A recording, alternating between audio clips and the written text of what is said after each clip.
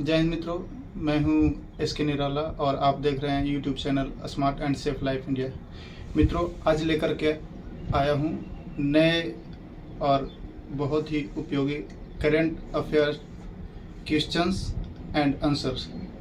तो आपसे अनुरोध है, कृपया इस वीडियो को लास्ट तक बिना स्किप किए देखें। और जो कल का वीडियो था उसमें मैंने 6 प्रश्न दिए थे, तो आप लोगों ने कमेंट कुछ लोगों ने दिया और कुछ लोगों ने नहीं दिया।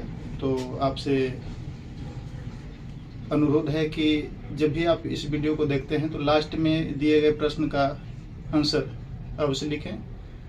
और जो भी वीडियो आप देख रहे हैं उसका एक नोट बुक तैयार करें, जो कि आने वाले समय में किसी भी एग्ज़ाम की तैयारी के लिए उस वीडियो का हर कंटेंट को फिर से रिवीजन कर सकें। तो चलिए चलते हैं अपने प्रश्न की ओर। प्रश्न संख्या 1। भारत के केंद्रीय बजट 2026-27 कब और किसके द्वारा प्रस्तुत किया गया? उत्तर 1 फरवरी 2026 को भारत के वित्त मंत्री निर्मला सीतारमण द्वारा केंद्रीय बजट 2026-27 प्रस्तुत किया गया। प्रश्न संख्या 2। केंद्रीय बजट 2026-27 किस वित्तीय अवधि के लिए है? उत्तर केंद्रीय बजट 2026-27 1 अप्रैल 2026 से 31 मार्च 2027 तक की वित्तीय अवधि के लिए है। प्रश्न संख्या 3। बजट 2026-27 में खेलो इंडिया मिशन को क्यों महत्व दिया गया? उत्तर 1 फरवरी 2026 को बजट के माध्यम से भारत को वैश्विक खेल शक्ति बनाने के उद्देश्य से खेलो इंडिया मिशन को विशेष महत्व दिया गया। प्रश्न संख्या 4। खेलो इंडिया मिशन का मुख्य उद्देश्य क्या है? उत्तर भारत को वैश्विक खेल शक्ति बनाना। प्रश्न संख्या 5। बजट 2026-27 में इंफ्रास्ट्रक्चर पर विशेष जोर क्यों दिया गया? उत्तर 1 फरवरी 2026 को रोजगार सृजन, आर्थिक विकास को गति देने और देश की आधारभूत संरचना मजबूत करने के लिए इंफ्रास्ट्रक्चर पर जोर दिया गया। प्रश्न संख्या 6। 1 फरवरी 2026 को भारतीय शेयर बाजार क्यों खुला रहा? उत्तर 1 फरवरी 2026 को केंद्रीय बजट 2026-27 के प्रभाव को देखते हुए भारतीय शेयर बाजार खुला रहा। प्रश्न संख्या 7। माघ पूर्णिमा कब मनाई गई और इसका क्या महत्व रहा? उत्तर माघ पूर्णिमा 1 फरवरी 2026 को मनाई गई, जिसका धार्मिक रूप से स्नान, दान और पुण्य कर्मों में विशेष महत्व है। प्रश्न संख्या 8। फरवरी 2026 में मौसम को लेकर चेतावनी कब और किसके द्वारा जारी की गई? उत्तर 1 फरवरी 2026 को भारतीय मौसम विभाग द्वारा अत्यधिक गर्मी को लेकर चेतावनी जारी की गई।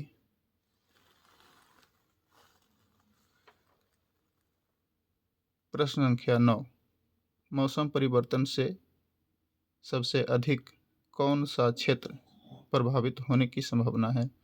उत्तर मौसम परिवर्तन से कृषि क्षेत्र सबसे अधिक प्रभावी होने की संभावना है।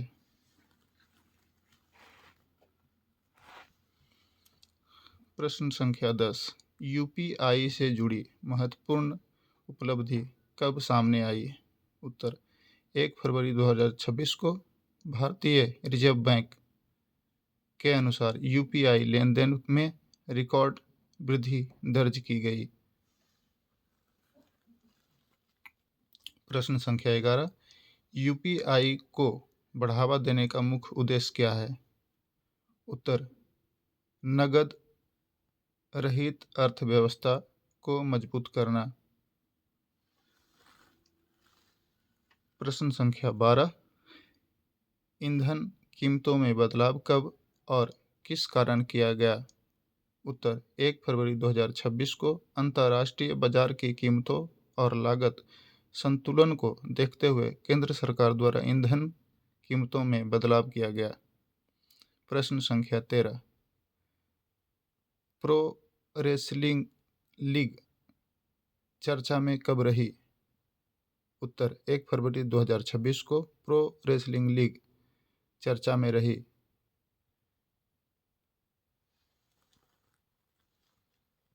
प्रश्न संख्या 14, पैरा स्पोर्ट्स को बढ़ावा देने पर कब जोर दिया गया?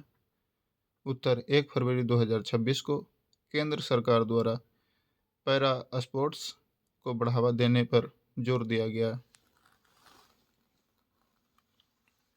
प्रश्न संख्या 15, उत्तर भारत के पहाड़ी क्षेत्रों में मौसम अलर्ट कब जारी किया गया? उत्तर 1 फरवरी 2026 को भारतीय मौसम विभाग द्वारा उत्तर भारत के पहाड़ी क्षेत्रों में मौसम अलर्ट जारी किया गया। प्रश्न संख्या 16, 1 फरवरी 2026 को आपदा प्रबंधन क्यों चर्चा में रहा? उत्तर 1 फरवरी 2026 को अंतर्राष्ट्रीय स्तर पर भूकंप से जुड़ी घटनाओं के कारण आपदा प्रबंधन चर्चा में रहा। प्रश्न संख्या 17, बजट 2026-27 में युवाओं के लिए मुख्य फोकस क्या रखा गया? उत्तर 1 फरवरी 2026 को बजट में युवाओं के लिए कौशल विकास और रोजगार को मुख्य फोकस बनाया गया। प्रश्न संख्या 18, बजट 2026-27 में किसानों के लिए मुख्य घोषणा क्या रही? उत्तर 1 फरवरी 2026 को बजट में किसानों की आय बढ़ाने और खेती की लागत कम करने के लिए विशेष जोर दिया गया।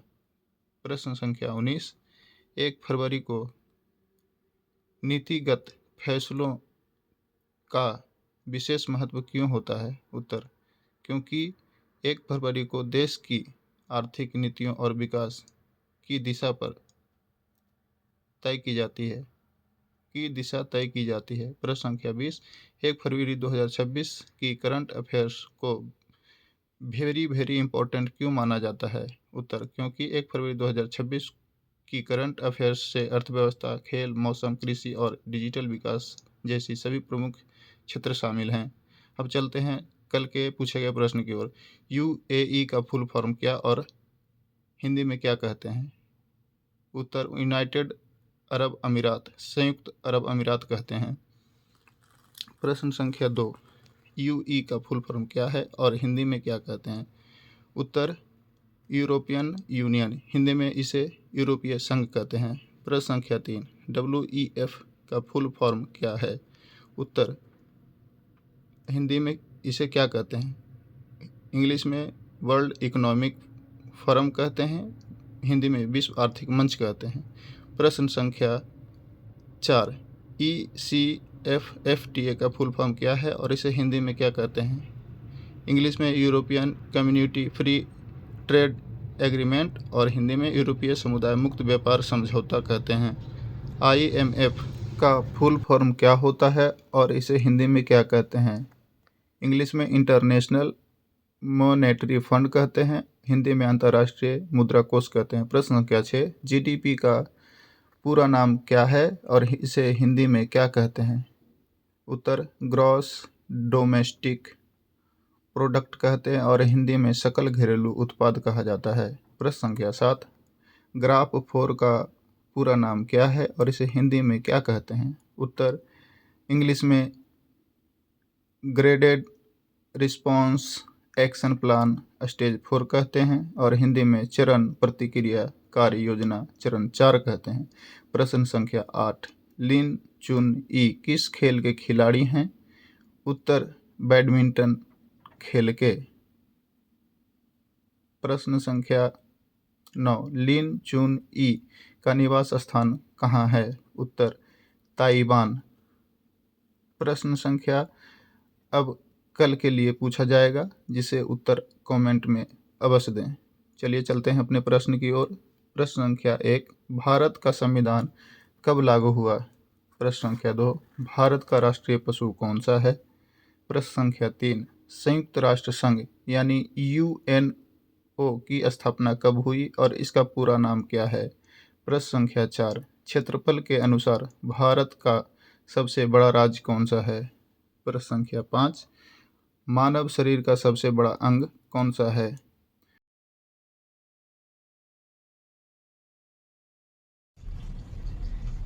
तो उम्मीद करता हूँ आज का यह कंटेंट और करंट अफेयर्स विथ आंसर आपके लिए बहुत ही महत्वपूर्ण और उपयोगी रहा होगा, और उम्मीद करते हैं कि यह वीडियो आपको अच्छा भी लगा होगा। तो प्लीज़ इस वीडियो को लाइक करिए, शेयर करिए, और मेरे वीडियो को प्रथम बार देख रहे हैं तो चैनल को सब्सक्राइब अवश्य करें, जिससे कि आपको नए वीडियो का अपडेट मिलते रहे और आपका नोटिफिकेशन आपके मोबाइल पे जाए। तो इसी के साथ मैं आज का टॉपिक का समापन करता हूँ।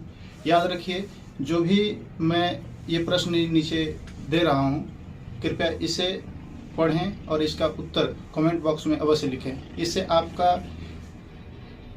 कंटेंट में कितना ग्रो हो रहा है, आप मेरे द्वारा बनाया गया वीडियो से आपको कितना फ़ायदा होगा या हो रहा है, इससे हमें मालूम चलेगा कि आप पढ़ने में कितना रुचि ले रहे हैं। तो इसी के साथ जय हिंद, जय भारत, वंदे मातरम, भारत माता की जय। स्वस्थ रहें, मस्त रहें और इसी तरह आगे की ओर जो है बढ़ते रहें, अपने पढ़ाई को चालू रखें। फिर मिलते हैं नेक्स्ट वीडियो में। जय हिंद, जय भारत।